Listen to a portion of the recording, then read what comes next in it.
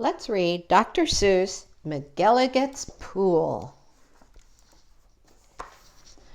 "Young man," laughed the farmer, "you're sort of a fool. You'll never catch fish in McElligot's pool. The pool is too small, and you might as well know it.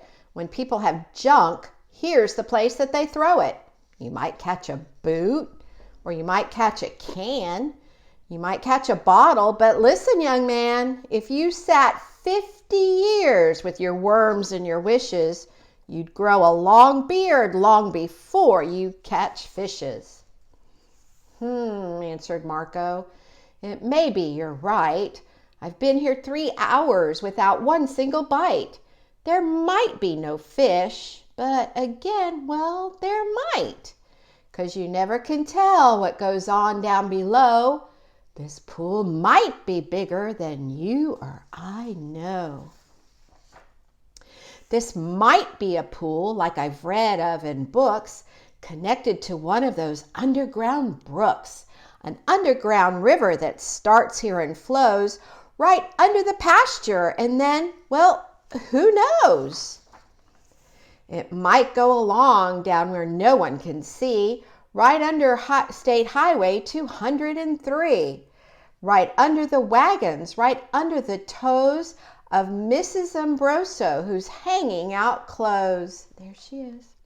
It might keep on flowing, perhaps, who can tell, right under the people at Sneeden's Hotel, right under the grass where they play croquet, and then right under the mountains and far, far away. This might be a river, now mightn't it be, connecting McElligot's pool with the sea. Then maybe some fish might be swimming toward me. If such thing could be, they certainly would be.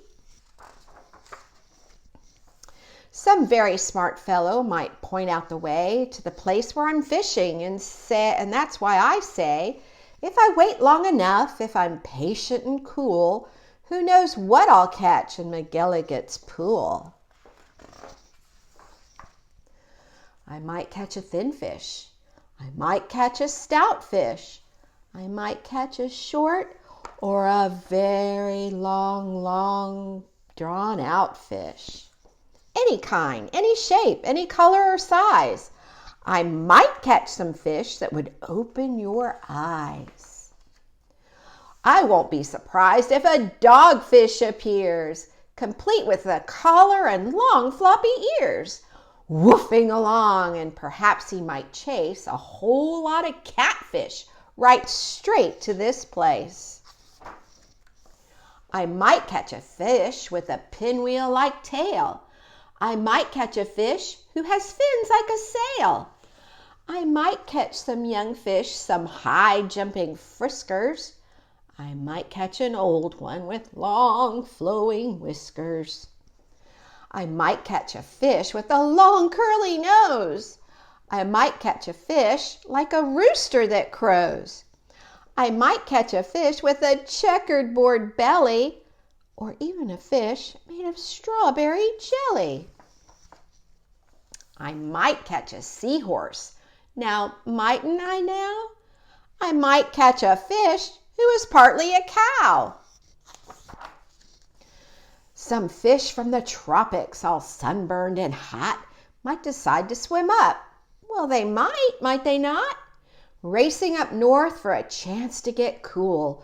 Full steam ahead for McElligot's pool. McElligot's pool, 1,523 miles.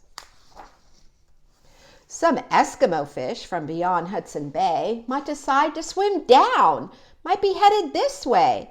It's a pretty long trip, but they might, and they may. McElligot's pool, 4,227 miles. I might catch an eel. Well, I might, it depends.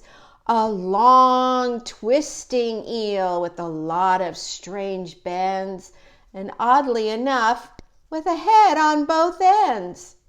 One doesn't catch this kind of fish as a rule, but the chances are fine in McElligot's pool. I might catch a fish with a terrible grouch, or an Australian fish with a kangaroo's pouch. Who wants to catch small ones like mackerel or trout? Say, I'll catch a sawfish with such a long snout that he needs an assistant to help him about. If I wait long enough, if I'm patient and cool, who knows what I'll catch in McElligot's pool? Some roughneck old lobster, all gristle and muscle, might grab at my bait, then not would I have a tussle. To land one so tough might take 2 or 3 hours, but the next might be easy. The kind that likes flowers. I might catch some sort of fast-moving bloke who zips through the waves with an overarm stroke. I might, and I may, and that's really no joke. A fish even faster, a fish, if you please, who slides down the sides of strange islands with skis. He might ski on over and pay me a visit. That's not impossible, really. Now, is it? Some circus fish from an acrobat school, might stage a big show in McElligot's pool. All standing on a snail. Or I might catch a fish from a stranger place yet, from the world's highest river in far off Tibet, where the falls are so steep that it's dangerous to ride 'em. So the fish put up chutes, and they float down beside 'em.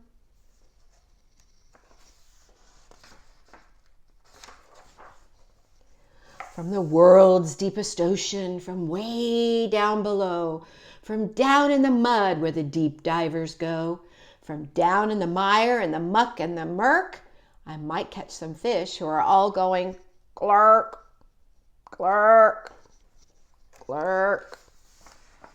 Whales! I'll catch a whale!